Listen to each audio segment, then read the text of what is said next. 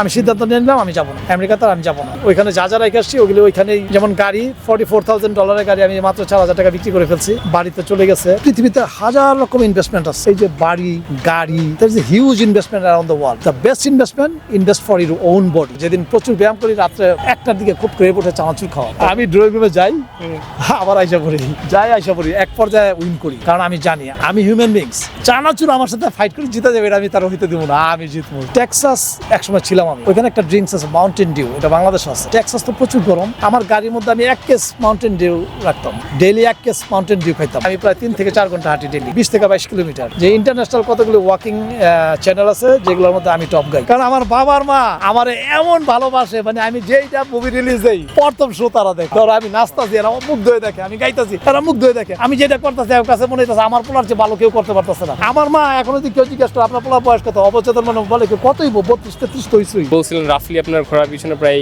5 কোটি টাকার মতো আপনি খরচ করছেন। Do you regret about that? Hello everyone, this is Binash from Binfluence. আপনাকে যদি বাংলাদেশে 58 বছর বয়সে একজন পুরুষের কথা ভাবতে বলা হয়, আপনার মাথায় কি আসবে বলুন তো? হয়তো মাথায় আসবে এমন একজনের কথা যার কোলেস্টেরল বেশি, যার প্রেশার আছে, যার ডায়াবেটিস আছে অথবা ডায়াবেটিসের লক্ষণ আছে, এমন কেউ, তাই না? কিন্তু আজকে আমি এমন একজনের সাথে কথা বলবো যার বয়স 58 বছর এবং তিনি রেগুলার 23 কিলোমিটার হাঁটেন। গত 5 বছরে কোনো প্যারাসিটামল পর্যন্ত খাননি। তিনি ইউএসএ সিটিজেন, কিন্তু শুধু তার বাবা মার খেয়াল রাখার জন্য, সেবা করার জন্য বাংলাদেশে চলে এসেছেন। ইউএসএ তে ফেলে এসেছেন গাড়ি, বাড়ি, জব সবই। ওনার নাম আমির হোসেন। আপনি লাইফে যে স্টেজে থাকুন না কেন, তার কথাগুলো আপনাকে ইন্সপায়ার করবেই। তাই দেরি না করে চলুন ভিডিও শুরু করা যাক। আপনার বয়স কত? আমার বয়স হচ্ছে 48। 67 সালে 12 অক্টোবর বুধবার সকাল 11টায় আমি জন্ম নিয়েছি। 58 বছর বয়সে জীবনটা কেমন লাগছে? 58 বছর বয়সে আমার জীবনটা অসাধারণ লাগছে। আমার মরতে ইচ্ছা করে না, আজীবন বাঁচতে ইচ্ছা করে। আজীবন বাঁচা তো আসলে সম্ভব না, অ্যাটলিস্ট 150 বছর বাঁচতে ইচ্ছা করে ইনশাআল্লাহ। আমার যেসব প্রজেক্ট আছে বা যেসব শখ আহ্লাদ আছে এগুলি মোচন করার জন্য 150 বছর এনাফ না, বাট অ্যাটলিস্ট মানে তার কিছু কিছু পূরণ করা সম্ভব। পুরোটা তো সম্ভবই না, এই জন্য আমার কাছে প্রায় মনে হয় যে মানব জীবন এত সংক্ষিপ্ত কেন। এমন অনেক সময় হয় যে আমরা একটা জীবনে এমন প্রান্তে গিয়ে একটা সঠিক মানুষকে নির্বাচন করি, একটা ভালো মানুষকে নির্বাচন করি, তখন আফসোস হয়ে যায়, ওই আফসোস আমরা মারা যাই যে তার সাথে সময় কাটাতে পারলাম না। এরকম হয় না অনেক সময় যে সারা জীবন আমরা ভুল মানুষের সাথে মিশি, কিন্তু একটা লেভেল পরে জীবনে যেই পর্যায়ে গিয়ে ঠিক মানুষটার সাথে পরিচিত হইলাম বা জানলাম যে he is the right person, এটা একদম ডেফিনেটলি সি হইতে পারে, এরকম কোনো বাধ্যবাধকতা না, হি হইতে পারে, he is the right person. But আমরা ওই সময় তো অলরেডি দুনিয়া থেকে চলে যাই। এই জন্য বললাম যে দীর্ঘদিন বাঁচলে জীবন নিয়ে এক্সপেরিমেন্ট করা যেত, ওই যে মানুষের সাথে তার সাথে সময় কাটানো যেত। 58 বছর বয়সে অনেকেই খুব খারাপ ফিল করে লাইফে, মেন্টালি, ফিজিক্যালি বিশেষ করে। আপনি অন্যদের থেকে আলাদা কোন জিনিসটা করছেন যে জন্য আপনি এখন এরকম ভালো একটা পজিশনে আছেন? মানুষ কেন ফিল করে, মানুষের ফিল করার অনেক রকম কারণ থাকতে পারে। একটা হচ্ছে ফিজিক্যাল, শারীরিক ব্যাপারটা আমরা প্রথম আলোচনা করি। শারীরিকভাবে 58 বছর মানুষরা বেশিরভাগ সময় তুমি দেখবা যে তারা বলে কি আমি শেষ হয়ে গেছি। এটা আমার কাছে খুব ফানি লাগে। আমার কাছে মনে না আসলে জীবন কখন শুরু কখন শেষ এটা আমি এইভাবে ডিফাইন করিই না, কারণ 28 বছর বয়সে একটা মানুষ মারা যেতে পারে, আর 58 বছর বয়সে একটা লোক 100 বছর বাঁচতে পারে। সো কোথায় শেষ কোথায় শুরু এটা বলাই ঠিক না। জীবন উপভোগ করার সবচেয়ে বড় উইপন, সবচেয়ে বড় অস্ত্র হচ্ছে তোমার বডি। তুমি শারীরিকভাবে সুস্থ থাকবা, শারীরিকভাবে ভালো থাকবা, তোমার মুখ দিয়ে বেরোবে না যে আমি খারাপ আছি, আমার বাঁচতে ইচ্ছা করে না, জীবন শেষ হয়ে গেল, আমিও তো শেষ।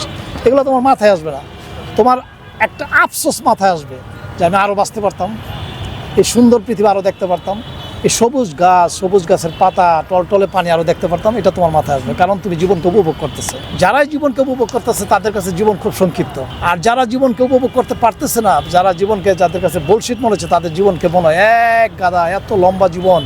এবং এদের অনেকে কোয়ালিফাই করে না তার আয়ুটা বাঁচার জন্য, দেখবো আগে মারা যাচ্ছে, সুসাইড করে ফেলাইতেছে। এই যে এখানে রিয়াজের শ্বশুর সুসাইড করলো, আমি যেদিন সুসাইড করছি আমি অবাক হয়েছি। ভদ্রলোকের বয়স প্রায় আমার সমান। আমি বললাম ওনার ধানমন্ডিতে ফ্ল্যাট আছে, ধানমন্ডি ফ্ল্যাটে বসে ধানমন্ডি যে আশেপাশে সবুজ গাছপালা আছে এগুলি দেখে হয়তো এক জীবন পার করে দেওয়া যায়। তুমি দেখো যে গাছের এখন নতুন নতুন পাতা বের হইতেছে, সো বিউটিফুল। কিন্তু আমি জানি না কেন এরা এই সৌন্দর্য দেখে না।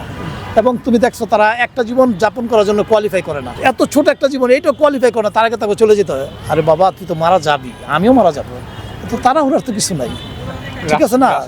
দুনিয়ার রূপ রস রং দেখা যা, ভালো খারাপ সবই দেখা যা, তুই তার আসবি না। Life is one time offer, so enjoy it in a positive way. Definitely কাউরে কষ্ট না দিয়া, তোমার নৈতিকতার মধ্যে থাকা, কাউরে না ঠকাইয়া, কারোর প্রতারণা না করে, then enjoy your life to the fullest. You have to invest for your body. তোমার শরীরের জন্য ইনভেস্ট করতে হবে। আমি প্রায় একটা কথা বলি যে পৃথিবীতে হাজার রকম ইনভেস্টমেন্ট আছে, এই যে বাড়ি, গাড়ি, there is a huge investment around the world. The best investment, invest for your own body. যারা নিজের বডির জন্য ইনভেস্ট করবো, they are the real smart guy. ঠিক আছে, আমি এটা মনে করি। আমি একটা ব্লাডি মিডল ক্লাস ফ্যামিলির একটা ছেলে, বাট আমি আমার টাকার অনেক বড় অংশ আমি আমার শরীর দেহ মনের জন্য ইনভেস্ট করি। এবং আমি মনে করি শরীরের সুস্থতার জন্য তুমি যেগুলো করণীয় দরকার সেগুলো করা উচিত। তুমি খুব করে লটারির মতো তুমি ভালো থাকবে এটা হইব না। ভালো থাকার জন্য তোমার ইনভেস্ট করতে হবে। যদি লটারির মতো ভালো থাকা হইতো তাহলে বাংলাদেশে ঘরে ঘরে লোক ভালো থাকতো, কিন্তু ঘরে ঘরে কি লোক ভালো আছে? ঘরে ঘরে লোক সুস্থ কেন? কারণ ভালো থাকার জন্য তোমার এফোর্ট দেওয়া লাগবে, তোমার পরিশ্রম করা লাগবে। সেই পরিশ্রম কি? তোমার হাঁটাহাঁটি করতে হইব, জিমে যাইতে হইব, সম্ভব হলে সাঁতার কাটতে হইব, সাইক্লিং করতে হইব, রাইট? এটা হচ্ছে তোমার শারীরিক ভালো থাকার একটা উপায়। এবার আসো মানসিক ব্যাপার। মানসিক ভালো থাকার জন্য তুমি সবচেয়ে একদম ফ্রি হচ্ছে যেটা, সেটা হচ্ছে তুমি বসে সবুজ প্রকৃতি দেখতে পারো ঘন্টার পর ঘন্টা। তোমার দেখবা ক্ষুধা শেষ হচ্ছে না। মানে আল্লাহ তাআলা প্রকৃতিকে এত সুন্দর করে বিন্যস্ত করছে, এত সুন্দর করে বিন্যাস করছে, এত সুন্দর করে সাজাইছে যে তুমি এখান থেকে ইচ্ছা করলো তোমার ক্ষুধা নিবৃত্তি। ওই যে বললাম যে অনেকদিন বাঁচা দরকার, এই যে ফুল, এই ফুল দেখে তুমি তোমার ক্ষুধা কেমনে মোচন করবা? এই অতৃপ্তি রাইকে কিন্তু তুমি বাসা যাচ্ছ, তোমার কিন্তু মন করছে না সময়ের অভাবে, তাই না? শরীর যদি ভালো থাকে, শরীর হচ্ছে সবকিছু চারণভূমি। শরীর ভালো থাকলে তোমার মন অটোমেটিকলি ভালো হয়ে যাবে। এটা একটা দারুণ ব্যাপার। সো তুমি ওই জন্য আমি তোমাকে শরীরের উপর বেশি গুরুত্ব দিচ্ছি। সো তোমার যদি শরীরটা তুমি ভালো রাখো, তোমার মন অটোমেটিকলি ভালো থাকবে। আমেরিকাতে একটা কথা বলে, চিকিৎসা যখন তুমি করতে যাবে, যখন প্রেসক্রিপশন তুমি নিতে যাবা বা ডাক্তার কাছে যখন তুমি চিকিৎসা করতে, তারা কি বলে? ওষুধের প্রতি ইনভেস্ট না করে তুমি তোমার শরীরের দিকে ইনভেস্ট করো। ডাক্তারের জন্য যে টাকা দিবা, ওষুধের জন্য যে টাকা দিবা, সেটা না দিয়ে তুমি তোমার শরীরের দিকে ইনভেস্ট করো। হোয়াট ডাজ দে মিন? এটার অর্থ হচ্ছে তুমি এই যে আউট অ্যাক্টিভিটিস, জিম, সাইক্লিং, দৌড়ানো, সাঁতার কাটা, ফুডস, মানে আমার কাছে এটা খুব ইম্পর্টেন্ট একটা বিষয়। কারণ হচ্ছে এটা ইম্পর্টেন্ট, ইট ইজ ইম্পর্টেন্ট। না, মানে আমার কাছে মনে হয় আরো বেশি যে ফুড অ্যাকচুয়ালি সব কিছু আই ক্যান, বাট খাবারের জিনিসটা না কন্ট্রোল করতে পারি না। কেন কন্ট্রোল? আমি এটা একটু তোমার কিছু বলি, তাহলে হয়তো ইট ক্যান হেল্প ইউ। তুমি মানুষে জন্মাইছো না? অন্যান্য পুরো সৃষ্টিগত যত প্রাণী আছে সবার সাথে তোমার বেসিক ডিফারেন্স কি জানো? ইউ আর কন্ট্রোলেবল, তারা কন্ট্রোলেবল না। সো তুমি তোমার নিজের নামের উপরে, তোমার জন্মের প্রতি, তোমার সৃষ্টির প্রতি তুমি অবিচার করিও না। তোমার শ্রেষ্ঠত্ব যতগুলো জিনিসের মধ্যে, যতগুলো বৈশিষ্ট্যের কারণে তুমি তোমার শ্রেষ্ঠত্ব দাবি করবে, এর মধ্যে একটা হচ্ছে তোমার শরীরকে তুমি শাসন করবে। You are the kingdom of your body. তোমার শরীরকে তোমার শাসন করা শিখা লাগবে। আমি আমার শরীরকে এমনভাবে শাসন করছি, আমি যদি বলি আমি 11টা বাজে ঘুমাবো, আই ক্যান স্লিপ, 11 বাজে ঘুমাইতে পারবো। আমি যদি বলি রাত্র 3টা বাজে ঘুমাবো, আই ক্যান ডু ইট। আমি যদি বলি শুটকির বর্তাতে আমি 1 গামলা পান্তা ভাত খাবো, আই ক্যান ডু ইট। আমি যদি বলি বিরিয়ানি তাহারি খাবো, I can do it, because আমি আমার শরীরকে এইভাবে ম্যানেজ করছি, আমি আমার শরীরকে এইভাবে ট্রেন করছি। আমি যদি বলি সারাদিন না খেয়ে থাকবো, আই ক্যান ডু ইট। আমি যদি বলি সারাদিনই খাবো, I can do it. So তোমার শ্রেষ্ঠত্ব নির্ভর করবে তুমি তোমার শরীরটাকে, তোমার মনোজগৎটাকে কতটা কন্ট্রোল করা শিখছো। এবং অ্যাজ এ হিউম্যান বিং হিসাবে, সৃষ্টির শ্রেষ্ঠ জীব হিসাবে এটা তোমার শিখতে হবে, এবং this is the right time to learn it. তুমি এখন থেকে নিজের এটা বলবা যে আমি তো সৃষ্টির শ্রেষ্ঠ জীব, আমি ওদের কাছ থেকে, তাহলে আমার ডিফারেন্স কি? সো আমার যেটা প্রথম করতে হবে, আমার শিখতে হইব যে, যেমন আমার মাঝে মাঝে খুব ক্রেভ ওঠে, যেদিন প্রচুর ব্যায়াম করি রাত্রে 1টার দিকে খুব ক্রেভ ওঠে চানাচুর খাওয়ার। আমি ড্রয়িং রুমে যাই, আবার আইসা পড়ি, এক পর্যায়ে উইন করি, কারণ আমি জানি আমি হিউম্যান বিংস। চানাচুর আমার সাথে ফাইট করে জিতে যাবে, এটা আমি তার হইতে দিব না, আমি জিতবো। আর আরেকটা কথা আমি বলি, আমি সারা জীবনে একটা জিনিস ফলো করছি, সেটা কি, আমি কারো কোনো কিছু দাস হতে রাজি না। মানে আমার বডি, আমার ইচ্ছা শক্তি, আমার দেহ, আমার মন, আমি কোনো কিছু দাস বানাবো না। কেমন? ধরো আমি মদ খাওয়ার একটা নেশা করলাম, আমার আজকে খাইলাম, কালকে খাইলাম, পরশু খাইলাম, আমার খাইতে ইচ্ছা করতেছে, আমি ওটা দাস হয়ে গেলাম। মানে আমি মদের দাস হয়ে গেলাম, বা আমি সিগারেটের দাস হয়ে গেলাম। I don't want to do this. অনেক সময় হয় না যে আমি এই পাইনটা খাইতে ভালো লাগতেছে, 3 দিন ভালো লাগলে আমি এটা কুইট করে ফেলাই। No, I am not gonna let you be my boss. আমি তোমাকে আমার বস হতে দিব না। I am the boss. আমি যেটা চাই দেবো। আমি যে কোনো জিনিস মানে র্যাপিডলি চেঞ্জ করতে পারি। যদি কখনো মনে হয় এই অভ্যাসটা আমার জন্য ক্ষতিকর, I can quit, no matter how much I love it, no matter how much. তোমার একটা মজার কথা বলি, টেক্সাস একসময় ছিলাম আমি, ওইখানে একটা ড্রিঙ্কস আছে মাউন্টেন ডিউ, এটা বাংলাদেশ আছে। তো টেক্সাস তো প্রচুর গরম, আমার গাড়ির মধ্যে আমি 1 কেস মাউন্টেন ডিউ রাখতাম, ডেইলি 1 কেস মাউন্টেন ডিউ খাইতাম। এটা কত দিন আগের কথা? কত সালে? এখন থেকে এটা হচ্ছে তোমার 2009-10 দিকে, ঠিক আছে? গাড়ির পিছনে আমি একদম অলওয়েজ 1 কেস মাউন্টেন ডিউ রাখতাম, মানে আমি 1 কেস শেষ করতাম সারাদিনে। ইটস টু হট দেয়ার, হ্যাঁ অনেক গরম, আমার খুব ভালো লাগতো। তো এক পর্যায়ে আমার কাছে মনে হলো নো ওয়ে, আমি তো এটা আসলে দাস হয়ে যাচ্ছে, আমি তো এটা ছাড়া চলতে পারতেছি না। আমার ওইখানে মনে হয় 7-8টা ছিল, ওই প্যাকেট সহ গার্বেজ করে দিছি, and I never touch it again. ডান। ওই দিন থেকে অনেক আছে না আস্তে আস্তে ছাড়বো, আমি ওইটা বিশ্বাস করি না, আস্তে আস্তে ছাড়ার নীতি নেই আমার। আমি যা চাই তা হবে। যতদিন আমার শরীর আমার কথা না শুনবে, আমার শরীরের আমি আর আমার শরীরের মালিক না। তার মানে সে আমাকে দিয়ে যা ইচ্ছা তা করাবে, আমি এটা করতে দিব না। তো আমি এটা করতে দিব না, আমি যা চাই সে তা করবে।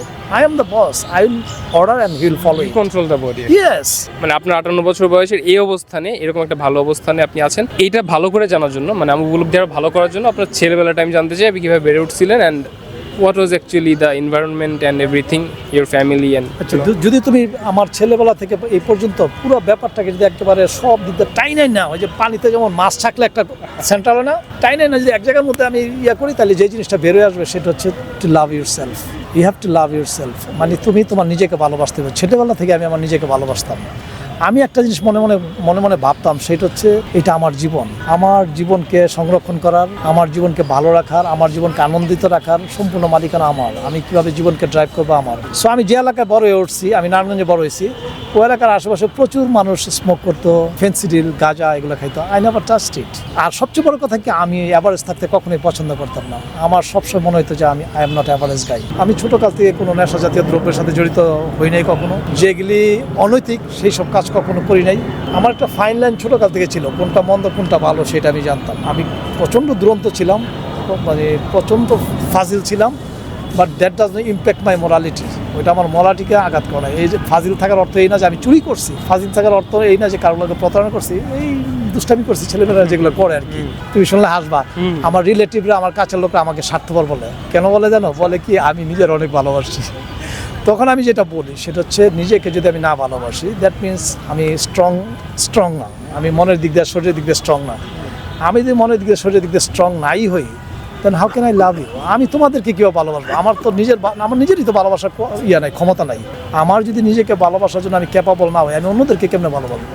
আমার তো নিজেকে ভালোবাসার ক্যাপাবল নাই। So this is the reason that I have to love my self first. what is love to you? Can you define the word love for me? লাভ আমার কাছে মনে হয় যে এটা একটা পুরো ইউনিভার্স নিয়ে একটা বিষয়, ঠিক আছে? আমি যদি তোমাকে আজকে বলি যে এই যে ডাব গাছটা, I mean love with this ডাব গাছ, you have to trust it. তোমাকে বিশ্বাস করতে হবে যে উনি এই ডাব গাছের প্রেমে পড়ছে, বা আমি প্রকৃতির প্রেম, তোমাকে বিশ্বাস করতে হবে। লাভ মানে তো ওয়ান টু ওয়ান সম্পর্ক না শুধু। লাভ বলতে সৃষ্টি হতে বিভিন্নভাবে মানুষ বিভিন্ন জিনিসকে লাভ করে, তাই না? ইভেন ওয়ান টু ওয়ানও যদি তুমি বলো, তাহলে আমি মনে করি যে না, আসলে লাভ মানে আমি যেটা বুঝি সেটা হচ্ছে তোমার বুকের মধ্যে ভালোবাসার আচর কাটা। মানে আমি তোমার মধ্যে এমন একটা ভালো আচর কাটলাম, যে আচর ইচ্ছা হলে তুমি মুছতে পারবে না। মানে একদম মৃত্যুর আগের দিন পর্যন্ত তুমি দেখবা যে আচরটা আমার রয়ে গেছে। এটাকে আমার কাছে ভালোবাসা মনে হয়। এবং আমি মনে করি তোমার কাছে নাই, অথবা আমি তোমার সাথে আর কখনোই দেখা হলো না, কিন্তু আমার কোনো কথা, আমার কোনো আচরণ তোমার ভিতরে ঘুরতেছে। দ্যাট মিনস আমার একটা বিষয় তোমার ভিতরে, তোমার একটা জায়গা, তোমার যে সফটওয়্যার আছে, ওই সফটওয়্যারের মধ্যে একটা জায়গায়, একটা ডিস্কের মধ্যে আমার একটা ডিস্ক বসে গেছে। এইটাই লাভ। যখন আমরা দুইজনের কথা, ভালোবাসা, মায়া, মমতা, আদর, ব্যবহার, আচার আচরণ যখন ক্রস হয়ে যায়, যখন শেয়ার করে পরস্পর প্রতি, that's called love actually. That's great. আপনি এই পর্যায়ে, এই অবস্থাতে কিভাবে আসছেন, সেই জন্য আমি জানতে চাই যে আপনার ওই চাইল্ডহুডের পর থেকে what was actually your journey এই অবস্থা পর্যন্ত। School, college, residential model college. তুমি মনে জানো যে আমাদের যে প্রধানমন্ত্রী আছে, উনি কিন্তু আমাদের কলেজের বড় ভাই। আচ্ছা। হ্যাঁ, তারেক জিয়া। হ্যাঁ। উনি আমাদের কলেজ থেকেই। আমরা যখন ইন্টারমিডিয়েট ফার্স্ট হয়ে গেছি, তখন উনি বেড়ে গেছে। তবে ওনার ছোটো ভাইটা ছিল ক্লাস 9-এ। কলেজ শেষ করছে এখানে, তারপর ঢাকা ইউনিভার্সিটি চলে গেলাম। ঢাকা ইউনিভার্সিটিতে ব্যাস কমিউনিকেশন জার্নালিজমে পড়াশোনা শুরু করলাম। My subject. তুমি বলছিলা কথা। Masters English literature. অনেস্টলি আসলে আমার পড়াশোনা আমি করছি ঠিকই, but according to my study I never join any job, or আমি আমার সার্টিফিকেট আসলে কোনো কাজে লাগাইনি, অথবা আমি সার্টিফিকেট অনুযায়ী কিছুই করি নাই। আমি দেশের বাইরে চলে গেলাম। দেশের বাইরে চলে গেলাম বলতে আমি জার্মানিতে চলে গেলাম। জার্মানিতে ছিলাম প্রায় 3 বছরের মতো।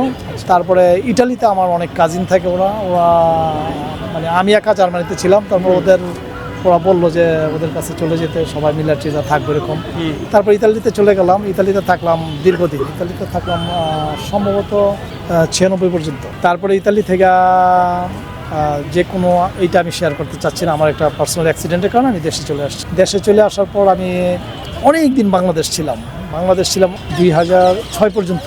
6 পর্যন্ত। হ্যাঁ, আমার একটা বিশেষ ব্যাপার আছে। বিশেষ ব্যাপার মানে কি, এটা তুমি মানে কমন, এই তথ্যটা কমনলি জানা নাও যে আমি বিদেশ গেলে আইলে কেন এটা হয়। আচ্ছা। আমি যখন বিদেশ যাই, তাহলে আমার ওয়ালেট আস্তে আস্তে ফুলতে শুরু করে। যখন দেখি অনেক ফুলে গেছে, তারপর দেশে ব্যাক করি। দেশে ব্যাক করলে যখন দেখি আমার ওয়ালেট আস্তে আস্তে একদম ফ্ল্যাট হয়ে গেছে, আবার বিদেশ চলে যায়। আচ্ছা, তারপরে ওই বাংলাদেশে চলে আসলাম। এক পর্যায়ে বাংলাদেশে এবার অনেক দিন থাকলাম। 96-তে সনগুলো একটু এদিক সেদিক হইতে পারে আমার হ্যাঁ, অনেক it's আগ্রহ okay, it's okay. আসার পরে তোমার ওই 2006 আবার যখন বাংলাদেশ থেকে ব্যাক করলাম আমেরিকা টেক্সাসে গেলাম, টেক্সাস থেকে 2009 বা 10-এর দিকে আবার বাংলাদেশ ব্যাক করলাম, 2011 দিকে আবার নিউ ইয়র্কে ব্যাক করলাম, নিউ ইয়র্কে 2012-র দিকে আবার বাংলাদেশ আবার আসলাম, ওই যে যেটা বললাম ওই 2012-র আবার শেষের দিকে আবার এই বস্টন চলে গেলাম। তারপরে প্রতি বছর আসি যাই এর মধ্যে ছিলাম। ফাইনালি গত 2021-এ বাংলাদেশে একদম মানে এরপরে 2023 বা 24-এর দিকে গেছিলাম 22 দিনের জন্য, তাও ইতালি শুধু আমেরিকা না, এই ইতালিতে গেছিলাম, গ্রিসে গেছিলাম, ইন্ডিয়াতে গেছিলাম, তুর্কিতে গেছিলাম, একটু ঘুরতে গেছিলাম আর কি। আপনি ঘুরতে পছন্দ করেন তার মানে? এই যে, তাই না? আপনি কোন কোন দেশে আরো আমার কাছে ঘুরছেন? আচ্ছা কোন কোন দেশ আমার প্রথমত কথা হচ্ছে ভ্রমণটা আমার কাছে একটা প্রার্থনার মতো মনে হয়, কারণ আমি নিজে ফিল করছি আমি যত জায়গা ঘুরতে গেছি, যত জায়গা বেড়াতে গেছি, যত নতুন নতুন মানুষকে দেখছি, যত নতুন নতুন সভ্যতা, সাম্রাজ্য, পরিবেশ, প্রাকৃতিক পরিবেশ, নদী নালা এগুলো দেখছি, আমার ভিতরে আমি এত পবিত্রতা অনুভব করছি, এত গুড ফিলিংস তৈরি হয়েছে ভিতরে। একটা ছোট্ট শিশু বাচ্চা যেরকম ফিল হয়, নিউবর্ন বেবির যেরকম মন থাকে ওরকম ফিল করছে। আমার কাছে মনে হয়েছে যে যাপিত জীবনে যদি কোনো পাপ করে থাকি সেগুলো আর যাতে আমার মধ্যে না থাকে, আমি যাতে আরও বেটার ভার্সন হতে পারি, আমার এরকম মনে হয়েছে। তো এই জন্য আমার কাছে এটা একটা প্রার্থনার মতো হয়। তো আমি ঘুরছি যেই সব দেশ, আমি এক্স্যাক্টলি এখন হুবহু বলতে পারবো কিনা, বা চেষ্টা করি। আমি ইন্ডিয়াতে গেছি, সৌদি আরব গেছি, আবুধাবি গেছি, কাতার গেছি, Kuwait, Ukraine, Russia, Poland, Germany, Netherland, Austria, France, America, Italy, Switzerland. I told you that আমি ভুলে যেতে পারি। আমি কাউন্ট করছি 14-15টা দেশ হয়ে গেছে এখন পর্যন্ত, মানে আমি হাতে গুনতেছিলাম 20-22টা দেশের মতো আমি ট্রাভেল করছি মোটামুটিভাবে, এবং আমার ট্রাভেলিং টু ডু লিস্ট আরও আছে। আমার ইচ্ছা আছে, আমার স্থায়ীভাবে বসবাস করার ইচ্ছা এমন একটা জায়গায়, সেটা হচ্ছে লাওস। লাওসের সাথে আরও 2টা দেশ আছে, কম্বোডিয়া এবং ভিয়েতনাম। এই 2টার মধ্যে আমি ট্রাই করব।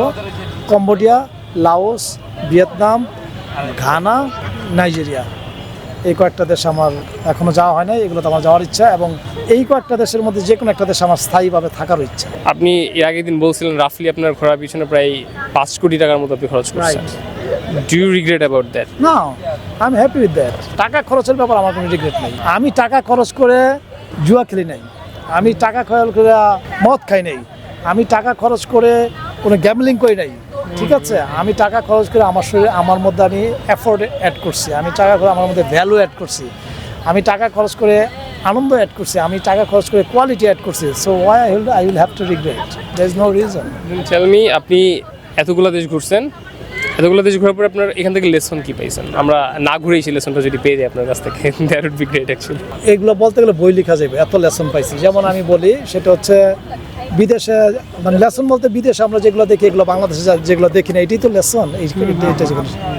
যেমন প্রথম কথা হচ্ছে আমাদের কল্প জগতে যে সততা, আমরা বই পুস্তকে যে সততা বই, তার চেয়ে বেশি সৎ তারা। এবং আমি শিখছি, আমি স্ট্রংলি শিখছি যে সৎ হওয়ার জন্য ধর্মের কোনো ইম্প্যাক্ট লাগে না। সৎ হওয়ার জন্য স্কুল, বাবা মা, ফ্যামিলি ব্যাকগ্রাউন্ড, স্কুল, কলেজ এগুলো লাগে। যে সৎ হওয়ার জন্য কোনো বিশেষ ধর্মের লোক নিয়োজিত হয় নাই, সমস্ত ধর্মের লোকরাই সৎ আছে, সমস্ত ধর্মের লোকরাই অসৎ আছে। সততার দিকটা আমরা যোজন পিছনে পড়ে আছি ওদের কাছ থেকে, মানে যোজন।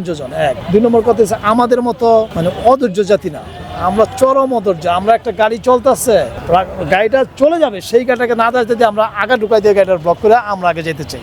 দেখা গেছে এখানে 100 টাকা আছে, 10 জনকে 100 টাকা দিবে, 10 জনকে 100 টাকা দিবে, 100 টাকা আছে, 10 টাকা করে দিবে। আমি জানি আমি টাকাটা পাবো, আমি পিছনে, আমি একদম লিখে দিতে পারি, ওইখানেও ফাইট হয়ে যাবো কে আগে টাকাটা নিব। সে কিন্তু জানে যে সে টাকাটা পাবে। আমাদের মধ্যে কোনো শৃঙ্খলা নাই, একদম নাই। কম আসলে বলাই ঠিক না, শৃঙ্খলা নাই। আমরা একটা বিশৃঙ্খল জাতি, একটা অধৈর্য জাতি। সততা তো আমাদের মাইনাস সামথিং। শূন্য বললে আমাদেরকে খুব সম্মানিত করা হয়ে যায়, আমরা অ্যাকচুয়ালি মাইনাস সামথিং সততার ক্ষেত্রে। আমরা যে একটা কথা প্রায় এই দেশের মানুষ একটা ভুল বিশ্বাস আছে যে প্রেম ভালোবাসার দিক দিয়ে বোধহয় আমরা খুব আগে আছি, আমরাই বোধহয় একমাত্র শিখছি কেমন ভালোবাসতে। এটা রং। কারণ আমি জার্মানিতে দেখছি, ইউরোপে দেখছি, তারা মুখে যেটা বলে ওটা মিন করে, আর আমরা যেটা দেখছি এখানে দেখছি মুখে যেটা বলে এটা মিন করে। আমরা মুখে যেটা বলি সেটা হচ্ছে পৃথিবীর সর্বশ্রেষ্ঠ ভালোবাসা, কিন্তু যেটা করি এটা হচ্ছে পৃথিবীর সবচেয়ে নিকৃষ্টতম কাজ। ওরা যদি বলে যে আমি এটা করি, আই লাভ ইউ, দে মিন ইট। আর এখানে আই লাভ ইউ তারা কি করে, আমি এখানে আই লাভ ইউ মিন করলাম, আরো 10 জনকে উল্টাভাবে ওই মেসেজ দিচ্ছি, মানে অ্যাকচুয়ালি একই মেসেজ 10 জনকে দিচ্ছি। So this is another bullshit. এইবার আমি একটা মজার কথা কই, এই যে আমরা তো এই লেকের চারিদিক দিয়ে হাঁটি, আমি অলমোস্ট এভরিডে আমরা 20-30 হাজার স্টেপ দিই, তার মানে আমি প্রায় 3 থেকে 4 ঘন্টা হাঁটি ডেলি। আমরা কত কিলোমিটার মতো হয়? 20 থেকে 22 kilometre regular 20-22 kilometre. Yes I do. আমি তোমার দেখাইতেছি এটার পরে যে ইন্টারন্যাশনাল কতগুলো ওয়াকিং চ্যানেল আছে যেগুলোর মধ্যে আমি টপ গাই। তো এখানে হাঁটতে গিয়ে আমি যে সমস্যাটা ফেস করি, ধরো রাস্তার দূরত্ব হয়েছে এই এতটুকু না, এখানে কয়জন লোক এভাবে হাঁটতে পারে পাশাপাশি? 2 জন না? তোমার তো মাথায় থাকতে হবে যে এটা একটা পাবলিক রোড, এখানে অনেক মানুষ এখানে হাঁটবে। সো আমার গার্লফ্রেন্ডকে নিয়ে আমি হাঁটতেছি, বা আমার ওয়াইফকে নিয়ে হাঁটতেছি, বা আমার প্রিয়জনকে নিয়ে আমি হাঁটতেছি, আমার হাঁটতে হবে সাইডিয়া। We don't really care. আমরা একজন হাতে হাইভাবে হাঁটতেছি, পিছনে যে কতজন ব্লক হয়েছে দে রিয়েলি ডোন্ট কেয়ার। হাঁটার নিয়ম সম্পর্কে 101টা উপায় হাঁটার আমি লিখতে চাই, একটা বই লিখতে চাই যে রাস্তার মধ্যে পাবলিক প্লেসে কিভাবে হাঁটতে হইব। এটা একটা বিরাট সমস্যা। এই একটা আরেকটা ভয়ানক ব্যাপার আছে, তুমি হাঁটতেছো না, 2 জন লোক হাঁটতে হাঁটতে রাস্তার মধ্যে মাঝখান দাঁড়ায় কথা বলতেছে, তুমি যে যাইতেছো তোমার যে সাইড দিব এইটা না, তোমার কথা বলার ইচ্ছা হয়েছে তুমি 2 ঘন্টা কথা বলবে, দেখ সাইডে গিয়ে দাঁড়ায় নাও, ওদেরকে পাশে নো দে ডোন্ট কেয়ার, এইখানে দাঁড়ায় কথা বলতেছে। এই একটা ব্যাপার। রাস্তার ফুটপাত তো এখন বিজনেসম্যানদের দখলে, একটু কোনা টোনা থাকে, এই দিক দিয়ে হাঁটা যে কত টাফ, এবং 2 জন পাস কত সময়। ধানমন্ডি যে Bangladesh one of the posh area, right? ধানমন্ডির মধ্যে প্রচুর ফুটপাত পাবা, ব্লক, তুমি হাঁটতে পারবে না। আমাদেরকে যে বলা হয় ফুটপাত দিয়ে হাঁটতে, আমরা হাঁটবো কিভাবে? ফুটপাত তো ব্লক, মেইন রোড দিয়ে হাঁটতো। অনেক জায়গা আছে তুমি ফুটপাত থেকে নামবা মেইন রোড দিয়ে হাঁটতে, তাহলে এগুলো কি ঠিক? মূল কথা হচ্ছে কি, তোমরা নিশ্চয়ই খেয়াল করবা যে 30+ বা 40 বা 50+ এমন কোন লোক পাবা না যাদের বাড়ির মধ্যে গেলে তুমি একগাদা একটা ডিসপেন্সারি না পাইবা। এটা কারণ কিছুটা তুমি, কিছুটা সোসাইটি। তুমি চাইলেও হাঁটতে পারবা না, চাইলেও এখানে সাঁতার কাটতে পারবা না। পারবা এখানে সাঁতার কাটতে? এখানে সাঁতার কাটার কোনো পরিবেশ আছে? চাইলেও তুমি সাইক্লিং করতে পারো, সাইক্লিং এর জন্য কোনো স্পেসই নেই আমাদের। তো তুমি কেমনে ভালো থাকবে? সুস্থ থাকার জন্য তো তোমার এগুলো দরকার, তোমার পার্ক দরকার, অ্যামিউজমেন্ট পার্ক দরকার, তোমার মুভি হল দরকার। এগুলো না করে কি করে সেটা বলবো না, সেগুলো বলতে গেলে আবার আরেক ঝামেলায় পড়ে যাবো। সো না থাক, ঝামেলা ফেলতে চাই না। আমি I have checked your Facebook profile actually, and আপনি বলতেছিলেনও যে রিসেন্টলি আপনি টেস্ট করছেন প্রায় 18টার মতো। আই হ্যাভ সিন দ্যাট, যে টেস্টে কিছু ধরা পড়ে না, অ্যান্ড ডাক্তার আপনার কাছে উল্টা চাইছিল, করে নিয়ে গেছিলাম। ডাক্তার আপনার কাছে উল্টা হচ্ছে সাজেশন চাইছিল যে আপনি অ্যাকচুয়ালি কি করেন। মানে আমি তো এখানে পুরো স্টোরি লিখিনি, স্টোরি আরো ভয়ানক। মানে কি, এখানে আমি শুধু লিখছি ল্যাবেট, আমি কিন্তু 2টা টেস্ট করছি। ল্যাবেটে যা করছি এটা আবার আনোয়ার খান মডার্নে গিয়ে আবার এটা ভেরিফাই করছি। ওকে, টেল মি অ্যাবাউট দিস। আচ্ছা বলে, ল্যাবেটের সবাই আমার চিনার কারণ হচ্ছে every year I do it. So আমরা যখন যাই ওরা আমার খুব অ্যাপ্রিসিয়েট করে, এবং আমি ওদের কাছে একটা বিস্ময়কর একটা মানুষ। এই জন্য বিস্ময়কর মানুষ যে আই এম 58 এবং আমি কোনো প্যারাসিটামল খাই না লাস্ট 5 ইয়ার্স। এটা মানে হ্যাঁ, I don't have any medicine like last 5 years. কোনো প্যারাসিটামল আমার খাইতে হয় না। তো ওইখানে যখন যাই ওরা বলে, স্যার আপনি আসছেন শুধু টাকা খরচ করতে, আপনার দেখলে বলছে আপনার কিচ্ছু নাই। এইখানে একটু মাঝখানে একটু কথা বলি, সেটা হচ্ছে আমার সাথে যত বন্ধু বান্ধব আছে তারা একটা, এই যে ও ইভেন যারা আছে তারা সবাই খুব অবাক একটা বিষয় নিয়ে যায়, আমি সারা সময় আনন্দে থাকি কেন? মানুষ তো মুড অফ হয়, হ্যাঁ, এত হাইপার কিভাবে থাকে? মানে আমার বয়সী মানুষ তো এত হাইপার থাকে না, এরা তো বেশিরভাগ সময় ডাউন থাকে। তোমার একটা ইন্টারভিউতে দেখলাম এক বছরের মধ্যে 50 বছর বয়স হয়েছে, লাইফ শেষ। What the bullshit. আমি বলি জীবন শুরু হয়েছে মাত্র। তো প্রথম আমি ল্যাবেটে পরীক্ষা করছি। ল্যাবেটে পরীক্ষার আমার রুটিনের মধ্যে ওদের 2জন ডক্টর, একজন হচ্ছে তোমার মেডিসিন, একজন হচ্ছে তোমার নিউট্রিশনিস্ট। তো যখন মেডিসিনে গেছি ও ইয়ার বসে গেছে, দরজার ভিতরে গেছি, মেয়ে 2টার মধ্যে ইয়াং মেয়ে, মানে একটার বয়স 26-27 ছিল আর একটা 27-28 ছিল। তো দরজার মধ্যে বসে গেছি, আমি ভিতরে গেছি মতো। ভিতরে যাওয়ার পরে উনি আমার সবগুলো রিপোর্ট দেখার পর আমার দিকে তাকে দিচ্ছে, মানে ডাক্তার মানুষ কিছু লিখতে পারবো না, কেমন না ব্যাপারটা। পরে আমার কয় কি, আমার সম্পর্কে আমার জিজ্ঞেস করছে। আমি বলে আমি কাচ্চি খাই সপ্তাহে 4টা। সমস্ত কিছু শেষ করার পর কি, কাচ্চি তাহলে মাসে 2টা খান 4টা খান, মানে একটা কিছু বলা লাগবে আর কি, এই এতটি কোনো সাজেশন। তারপর ওনার কাছ থেকে গেলাম নিউট্রিশনের কাছে, উনি আমার এগুলো দেখে কি আমার সব দিকে ঠিক আমার কই, স্যার আপনি এক কাজ করেন, আপনি বরং আমাকে বলে যান আপনার জীবন লাইফস্টাইল, আপনি কি খান। উনি কিন্তু আমার বলে দিবে আমি কি খাবো, অথচ উনি বলতেছি কি আপনি কি খান, কি করেন। পরে আমি যেটা বললাম, আমার দিয়ে হাত করে টাকা দিচ্ছে। আমি বললাম কি, আমি জিমে গিয়া বেল্টের মধ্যে 84 মিনিট হাঁটি, বেল্টের মধ্যে 84 মিনিট। সিরিয়াসলি? নো, আপনি এটা করবেন না, আপনার হাড় ক্ষয় যাবে, এটা হয়ে যাবে, ওইটা আমার অনেক কিছু বলতেছে। তারপর আমি বলছি কি, দেখেন আমি একটা অনুরোধ করলাম, আপনি রাগ করেন না। বলে যে কি, আমি কি আমার এগুলো যে দেখতেছেন না? হ্যাঁ। আপনি কোথেকে দেখা শুরু করছেন? মানে কি, আমি তো উপর থেকে আমার নাম দেখছেন না? হ্যাঁ। আমি কি তারপরে কি আপনার এজ? আমি কত এখানে 58, আমি কইটা ভুল, ওইখানে 36। ওইভাবে আমার জাজ করেন, বেল্টের মধ্যে আপনি 84 মিনিট দৌড়ান, এটা কিভাবে সম্ভব? তাই বলছি যে হ্যাঁ, আমি আসলে জিমে যখন প্রথম গেছি সবাই আমার মনে করতে যে আমি স্টেরয়েড নিই, কারণ আমি ওরা আমাদের এই পোলাপান বয়সীরা যেগুলো করে ওদের চেয়ে আমি লং টার্মে করি, ওদের চেয়ে হেভি জিনিস নেই। ভাই বর্নি আমার মানে স্টেমিনা ওদের চেয়ে বেশি। চেসিস পুরান ঠিকই, কিন্তু চেসিস তো আসলে নষ্ট হয় নাই, কারণ এটার মধ্যে তো কোনো সিগারেট বিড়ি এগুলো ঢুকাই নাই, এটা ইনটেক না ভাইয়া করতে। তা আমি তো ওদের চেয়ে প্রাণ শক্তি বেশি, টিকা থাকার ক্ষমতা বেশি। তো ওরা প্রথম আমি গেছি মানে আমার সাথে খুব মজা করতে, 4 বছর আগের কথা বলতে, তখন আঙ্কেল বলতো, এখন আঙ্কেল বলতে দিই না কাউরে। আমি কই আঙ্কেল টাঙ্কেল বলবি না, তখন দুইটা অপশন কি, আমার আমির ভাই বলবি যদি তবে এখানে আপত্তি থাকে, আর না তো আঙ্কেলের দিকটা আরেক টাকায় যাবি, আরেক টাকায় কই যাবো, আমি বাপ ডাকবি। তারপরে ওরা নিয়ে গেলাম ইয়াতে আনোয়ার খান গেলাম মতো। রিপোর্ট প্রথম আমি আর ও নিয়া আমরা দুইজন দেখলাম, আর ওইসে আমার অনেকটা শত্রু আর কি। ও মানে আমার শরীরের মধ্যে রোগ বার করানোর জন্য পৃথিবীর এমন কোনো চেষ্টা নাই যা করে না, যেই টেস্ট আমার করা দরকার না ওইটা আমার দিয়ে করাইছে। তো যাই হোক, তো ওইটা করলাম আনোয়ার খান মডার্নে, আবার ওগুলি রিপিট করলাম মতো। এই নর্মালি যে বললাম একজন ডাক্তার, ওইখানে আবার নিউট্রিশন নাই, শুধু ডাক্তার। ওনার কাছে গেলাম মতো, রিপোর্টটা নিয়েই একের ব্যাগে খসখস করে ব্যাগের থেকে কলমটা বার করে মানে কলমটা রেডি করছে দাগ দিব। পরে আমি লাস্টে কই কি, কলমটা আসলে খোলার দরকারই ছিল না। আমি তো তোমাকে কালকে বলছি যে আমার 150 বছর বাঁচার প্ল্যান, এটা করলে মানুষ কেন আসে আমি জানি না, কিন্তু আমি জানি আমি 150 বছরই বাঁচবো ইনশাআল্লাহ। ও একটা মজার কথা কয়, আমির ভাই আপনার যদি কিছু হয় বাইরে ঘুরে তারপর আপনি 90 বছর বাঁচবেন। উই হোপ যে আমিও বেঁচে থাকি, and আপনার 150 বছর বয়সে আমি আবার একবার ইন্টারভিউ নিব অ্যাকচুয়ালি। আরো মজা করে আপনার ওই যে নিউট্রিশনিস্টকে আপনি লাইফস্টাইল বলছিলেন কিনা I don't know, but I want to know actually what's your lifestyle, and lifestyle আপনি ব্রেক ডাউন করবেন A to Z।